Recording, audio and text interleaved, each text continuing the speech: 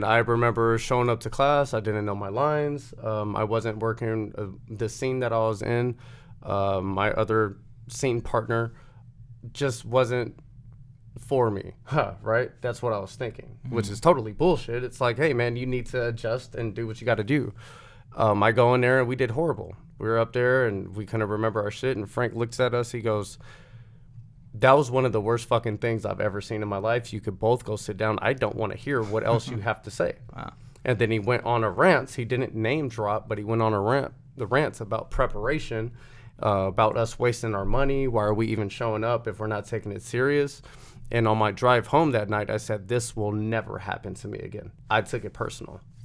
And ever since then, I said, hey, man, if you're going to do this, put in the work. Mm-hmm. Don't half-ass it.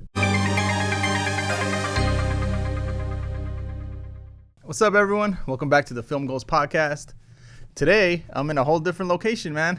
I'm here with Levi at the Talking Smack with Mac podcast. Yes. So thank you for having me in your spot, man. Yeah, likewise, man. We just wrapped up your podcast, and I was like, well, let's do mine after. Yeah, right. And you're down for it. So, yeah, man. I know you have the podcast, but you're also an actor and a writer and filmmaker. Just tell us a little bit about yourself and how you got started. Oh, man. My name is Levi McDonald. I'm actually born and raised in Vegas, so I'm a Vegas baby. I spent some time in the military as a deep sea diver. That was my inspiration for the logo. And when I got out of the military, I went to UNLV. I got my accounting degree, but I was missing something. You know, the adrenaline and feeling that I got from being a deep sea diver was something, it was exhilarating. And I could not match that feeling, no matter what I did. You know, I train in martial arts, do jiu-jitsu and boxing and kickboxing and such, and you know that's scary as hell, but getting punched in the face isn't too fun. So I'm like, okay, how can I replicate this feeling without getting hurt all the time, right? And I fell into acting. I just had an opportunity. I did a podcast with Anne and Julie Mainfield from a movie called Butchers. Fantastic movie. I remember coming home and it was October, so I'm looking for a scary movie to watch, and I read the description and it said Wrong Turn meets Texas Chainsaw Massacre. I said, sign me up. I put it on and it was so good, man. Butchers, okay. So I reached out to the whole cast. Asked everybody to get on my podcast. Oh, shit. And the two leads, female leads, Julie and Ann, they both said, yeah.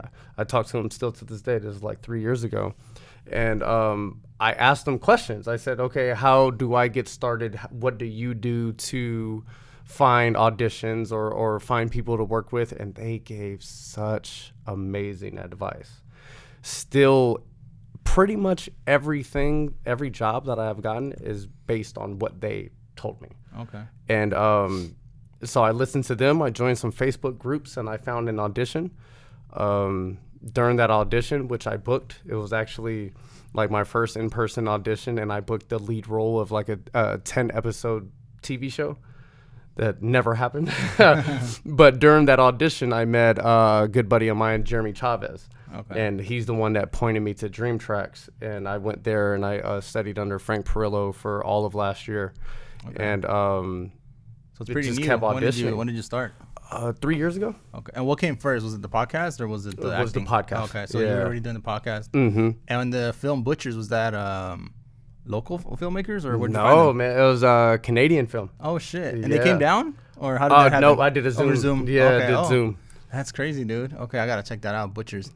And how did the interview go? Was it like did they feel like you were a fanboy, or they're like? No, they were actually super cool. I was like trying my best to to stay cool and calm because they're two beautiful women, actresses in a movie that I thought was absolutely amazing. So I was like, damn, this is like surreal to me, because as soon as I was done with the movie, I said, I'm going to get them on the podcast, and it happened. So I was like, oh my God, they're on the podcast. That's amazing. But I think both of them were like an hour and a half long, and they were super cool, super chill, and we just vibed. Julie, she's a jiu-jitsu person. She was like a purple belt or something, so we geeked out about jiu-jitsu for a little bit, and we just had organic, cool conversations. So it went pretty smoothly, and they had phenomenal advice. That's great, man. So the podcast started first. What made you want to get started doing your podcast? I had no friends. I got out of the military. I was stationed in Hawaii, and I was around some of the most amazing people that I've ever met in my life. And then I came back to Las Vegas, and I'm born and raised here, but I didn't reconnect with any of my friends. I was kind of just doing my own thing. And the podcast was just a way for me to get back talking to people. And I'm a huge sports fan. I know statistics of football and basketball going back the last 20 years, 25 years. And all of my friends was like, man, you need to do a podcast. You'd be really good at it. So when I started the podcast, it was all about sports. And it just evolved into what it is now just with time. So the podcast is just a way for me to get back to doing something. I was just a dad, and I was just going to the gym and going to school, and that was it. And I was only like 25. It's like, come on, man, you need to do something. Yeah. So that's good, man. That was my way, but I've learned so much from the podcast, as you know, just like public speaking skills. That was something I was never good at all. Actually made me nervous. It got my hands all sweaty and clammy if I had to public speak. But now after doing 200, 300 episodes on the podcast, it's like, man, I don't care. You want me to talk? I'll talk. So I developed skills along the way that I didn't even know was going to happen. Yeah. Damn, dude, 300 episodes. So did you have a following with the sports stuff? And how did they feel when you like switched it up on them? Most of them fell off. Yeah. They want to hear the sports stuff. Do you still do sports spots or not? So I learned how to make it both work. Okay. I'll bring actors on, and like say with Kevin earlier, if it was just him and I, we could have geeked out over MMA for a long time. Or if I have everybody loves football or basketball or somewhere in between, so I can make that general connection. And it's just a way to keep the conversation going. Like if all else fails and I don't know what the hell to talk about, I'm like, oh, you're a Raiders fan, aren't you? That sucks. I'm sorry. Yeah. And then it goes from there. For sure. Yeah, and sports is like universal, so you can like, I feel like that. I mean, there's so many sports podcasts though. For me, I love basketball, but I stopped watching it so long ago. I was like Kobe fan, so that's all I watched. Shout out! I'm a diehard Kobe fan. Yeah. So I cried when he died, man. Yeah. It was. I mean, because I used to play basketball as a kid, so that was always my favorite sport. But once I got like, movies were always a thing. So once I got into film, it's like just breathe film. So it's pretty interesting. So with the acting and the acting class, like how did you start? Did you start like going to auditions, finding casting calls? What did you was your first step after you started taking classes? Just take classes. So I am a person, I throw myself into the fire. So I was going to classes on Tuesdays, Fridays, and Saturdays. So I was trying to go as much as I could. And after, because I was horrible when I first started. I'm sure we all are. Yeah. I didn't understand. I was just reading words, and I wasn't listening, and I wasn't paying attention. I was so caught up of what the hell am I supposed to say that I don't even know what you said. So my timing was horrible. But after a few months, of me actually going, I'm not going to say doing it right, because I wasn't. I was not preparing correctly because I didn't know. I didn't understand anything. So it took me months to say, oh, I'm supposed to prepare and be ready when I come to class and, have my lines down and know what material we're going over that day. But after a few months and I got my feet wet a little bit, I was like, okay, you're having auditions at the school at Dream Track. So I'm like, I'm going to audition. And I booked things. Okay. And I was actually curious why the others weren't booking things. Like, why aren't you in stuff? You're phenomenal. Why aren't you doing it? And I still don't really know the answer to that question. I don't know if they just weren't auditioning or if that was just a hobby for them to get out and hang out with friends and converse and things like that, which is totally fine. Yeah. But I'm a person, if I'm doing something, I'm doing it. I'm auditioning. I'm trying to get in front of people. That was the reason I shifted the whole podcast main focus to acting, because I love this, and I wanted to just throw myself into the fire as much as possible. I'm a sink or swim kind of guy, Yeah, sink. Yeah, right. So, what kind of method did you guys learn in class? Or was it just like an overall? Oh, Meissner. Okay. Yeah, Frank Perillo was a big Meissner guy. Okay. Yeah. And how was that? Like, when did it start clicking for you? like, okay, I gotta prepare for this. I can't just half-ass it or. I know the exact moment. Yeah. So after like 3 or 5 months or whatever, I talked to Frank and I started going to the advanced classes, which is a whole new ball game. And he's not nice in those classes, right? And I remember showing up to class. I didn't know my lines. I wasn't working the scene that I was in. My other scene partner just wasn't for me, right? That's what I was thinking, which is totally bullshit. It's like, hey, man, you need to adjust and do what you got to do. I go in there and we did horrible. We were up there and we couldn't remember our shit. And Frank looks at us. He goes, that was one of the worst fucking things I've ever seen in my life. You could both go sit down. I don't want to hear what else you have to say. Wow. And then he went on a rant. He didn't name drop, but he went on the rants about preparation, about us wasting our money. Why are we even showing up if we're not taking it serious? And on my drive home that night, I said, this will never happen to me again. Mm-hmm. I felt like he was talking directly to me, whether he was or he wasn't. I took it personal. And ever since then, I said, hey, man, if you're going to do this, put in the work. Mm-hmm. Don't half-ass it. Before, when I wasn't prepared, it's because I didn't know. But it's a big difference in being prepared, not being prepared and knowing, and not being prepared and not knowing. And I knew the difference at that point. Yeah. And I was doing a disservice to myself. And how far am I going to get by putting in that much effort? Mm-hmm. It doesn't matter the excuses in life. We all have issues and bills and kids and, whatever responsibilities. So is that going to be my excuse, or am I going to find a resolution? Mm-hmm. And I changed my whole mindset there. I needed to hear that. How does the military does the military stuff help you, like with the discipline and all that, or are you like, now that you're out of it, is that something you're leaving behind? So yes and no. There's some things that I had to leave behind because it was too much. Like I came back and I was just like, dust on this table would freak me out, and I'm like, that's not really healthy, man. You can't be like that. But in terms of punctuality, okay, how am I going to take what I learned in the military but make it my own, make it work for me? Mm-hmm. So being punctual, being disciplined. Discipline is the big one. I'm a very disciplined person. I'm up at 4:45, 5 o'clock 7 days a week. Like I don't sleep in. I get up, I'm ready to go. I wake up with a smile on my face and I piss excellence and I try to go do some good shit that day. So the discipline is definitely the thing that stuck with me. That's crazy. I'm not a morning person, so I appreciate people that can wake up at 4 a.m. That's crazy. Most people in Vegas aren't. You know? They're up all night. We're up until 4:45 in the morning. And that's bedtime. Right. Nah, I'm an old man, bro. I go to sleep early, but I can't waking up early is like my clock is like 6:30 in the morning. Right. But yeah. So with acting, what is some stuff that you've done so far that after taking the acting class? I was in Jadis, had a small part in Jadis. I have a few roles with Bobby and Renee that should be dropping soon. One of my first actual prominent roles where I'm in a majority of the movie, a very strong supporting character. That should be coming out soon.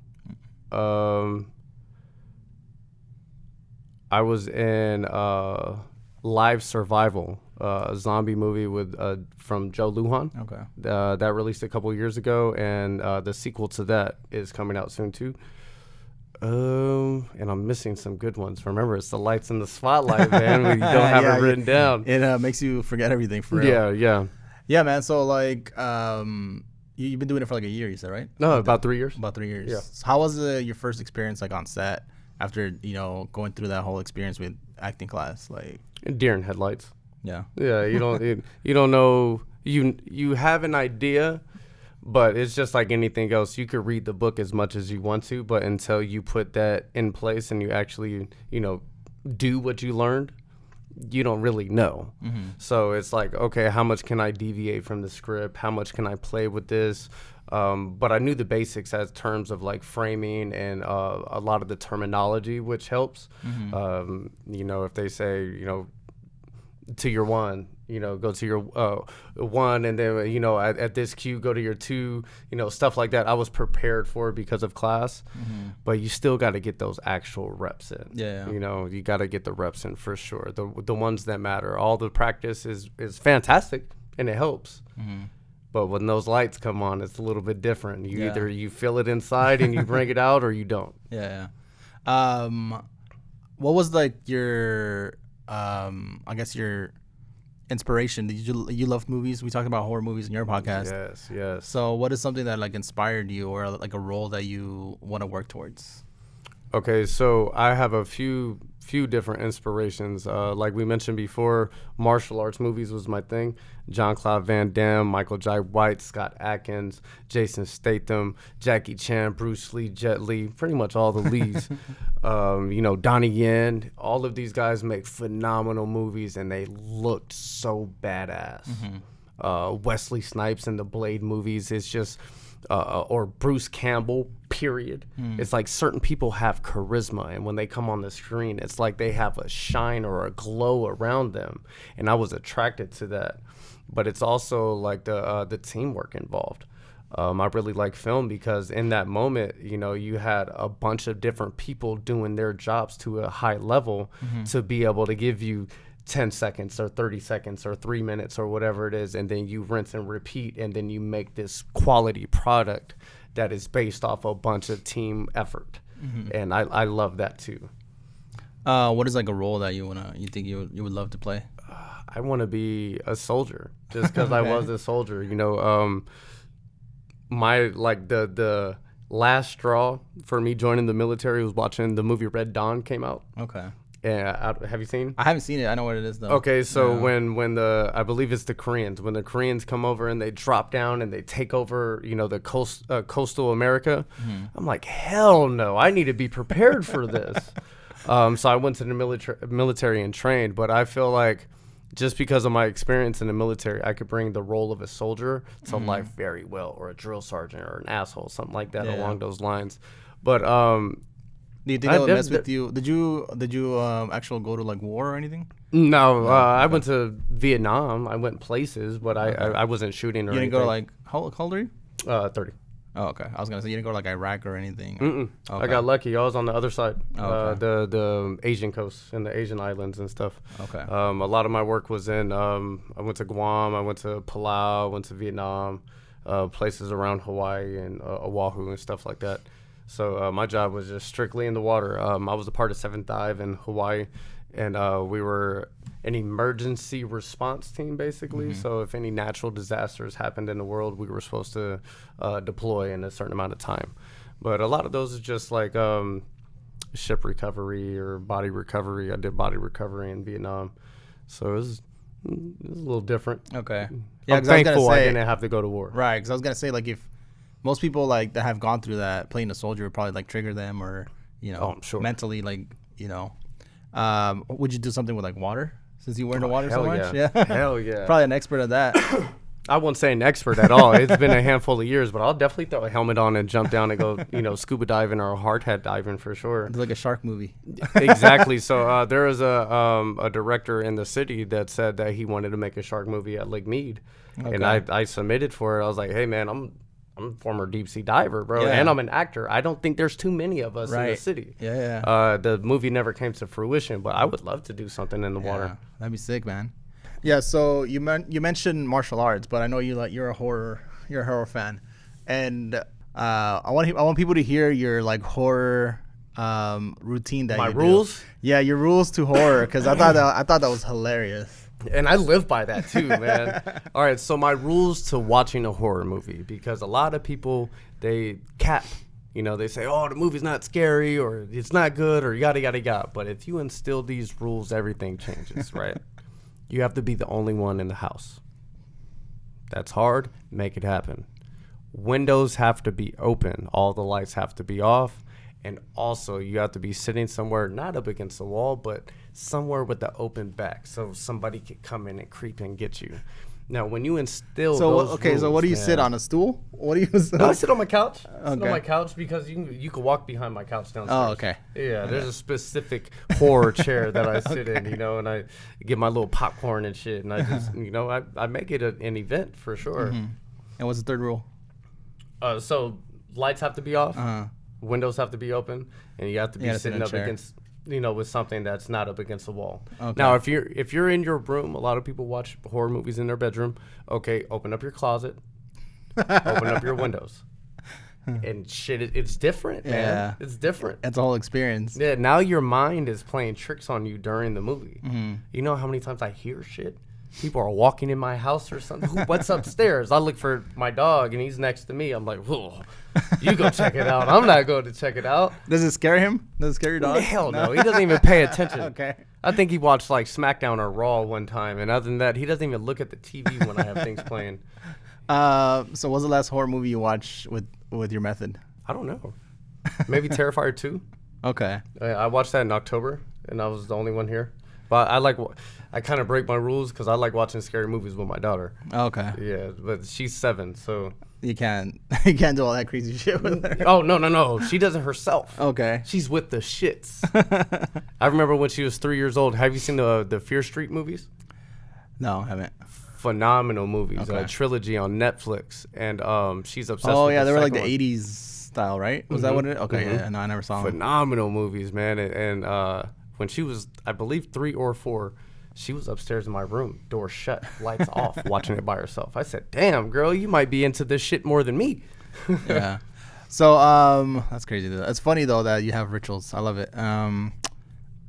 You said that you're also getting into writing and you're working on your project. You want to talk a little bit about your project that you're kind of writing and? Yeah, man. This will be my first feature that I'm writing. I actually have a short about love that I'm about to be writing, and I'm supposed to be getting that made next month or February with Isaiah Kane. I don't know if you know Isaiah, really great young filmmaker.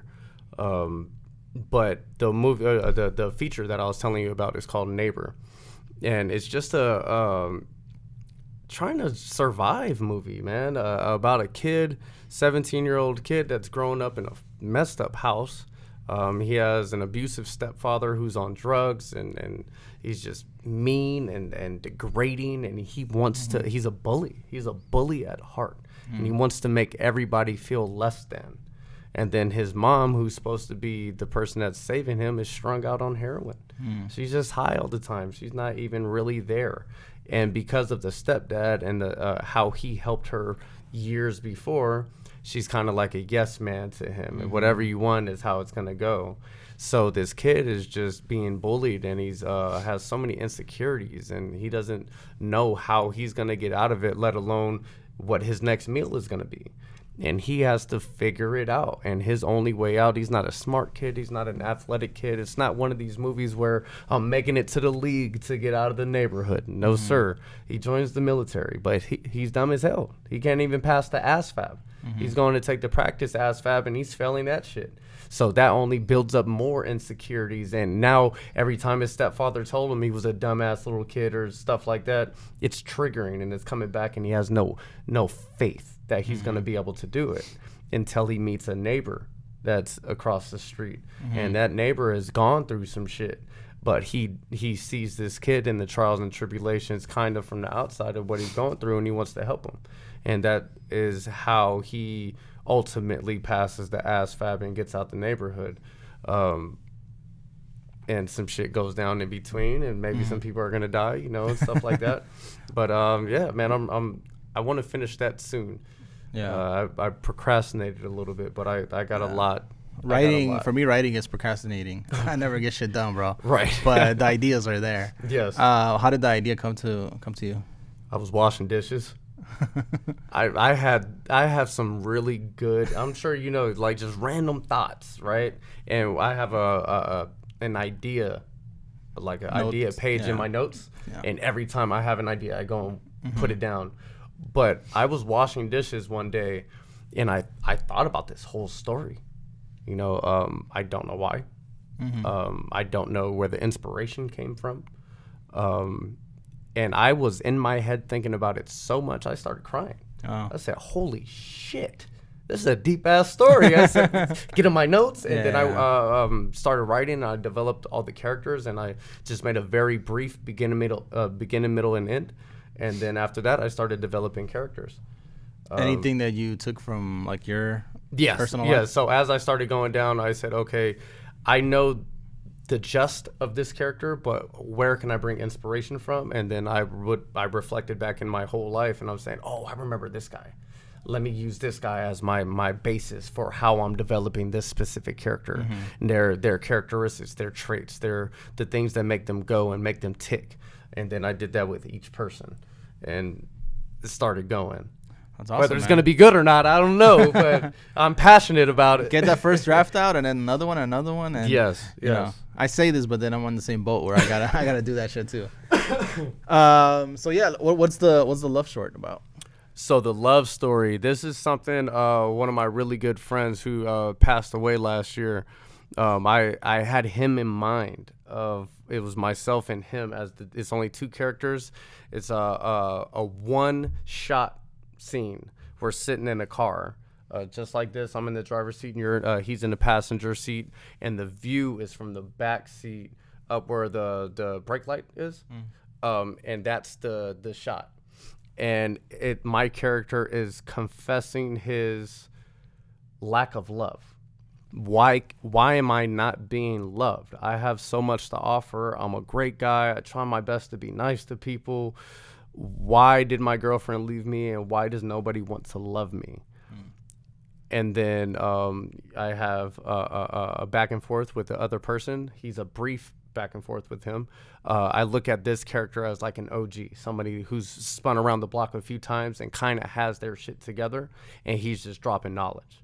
But then he also says, all right, let's get to work. We put our ski mask on. We get out. We go inside the building. We shoot up the place. We rob it. We get back in the car. I put my final touches on my lack of love, and we drive off. Wow.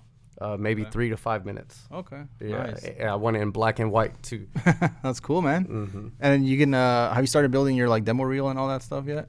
No, not yet. I'm supposed to be meeting with Bobby Peoples next month. That's awesome, though, like, that you're writing as an actor, because it's like, you know, you're creating stuff for yourself. Oh, yeah. Like I said, I throw myself in the fire. I'm not one to wait, man. What is the character you imagine for yourself in the feature? The neighbor. The neighbor, okay. Yeah. It sucks that I didn't write something with me as the lead. But with that story, man, I envision like a 17-year-old kid. I'm not 17-year-old anymore. And then he has to be the minority for sure. I don't know if he's going to be black or Mexican or Asian. I'm not sure yet. But he has to be a minority. It can't be a white person in that role. So it's just, I wasn't going to fit it at all. The neighbor sounds like, you know, a good character too, though. Like, you can have both of them play with each other and stuff. Deep character. So many layers to him of his past experiences and why he even gives a shit to help this kid. He doesn't know this kid. He doesn't owe him anything. He could just continue living his life. But he sees a little bit of himself in that kid, and he's like, damn, man, I know where you're going, and I want to help because it's not a good place. I'm picturing, you ever see Gran Turismo? It's a little different. It's different. I haven't. Clint Eastwood? Right? Clint Eastwood? No, Gran Turismo. Gran Torino, sorry. Oh, yes, I have. Clint Eastwood's like the neighbor. He's like the racist neighbor. He kind of like, he's a piece of shit. Yeah, though. he kind of takes the... But I'm kind of imagining that same kind of, you know, similar. I didn't even think of that. That's a very good... Because he kind of mentors the Asian kid, right? Or something like that. I mean, I haven't seen it in a long time, but that's what kind of was picturing. Because the Asian kid tried to steal his car or something shit. like that, Yeah, try to fit in with his cousins. With his gang shit. Yeah. Yeah, man, that's dope. So before we wrap it up, what you got, like, I mean, we talking about the feature and everything, but anything you got going on for the 2025? Yeah, I don't want to say any names because of obvious reasons, but I do, I don't want to say signed on to have 3 leads next year, which I'm very thankful for each of those. I haven't had a lead yet, so the fact that I already have 3 next year sick, bro. is absolutely amazing. I'm very thankful for that. But the podcast and acting, balance is what I'm preaching for next year. Like I mentioned to you before, I need to find a healthy balance. Yeah. So where I'm able to give my all to the opportunities that I'm getting. But other than that, yeah, just the 3 leads in the podcast, and you know, that's keeping good. a smile on my face, baby. That's a good start. Yeah. All right. Well, this is Levi. Check his podcast out. I'll put all his info below, and we'll see you guys next time. Yeah. Peace. Hell yeah. Thank you so much. All right, man. Thank you, bro.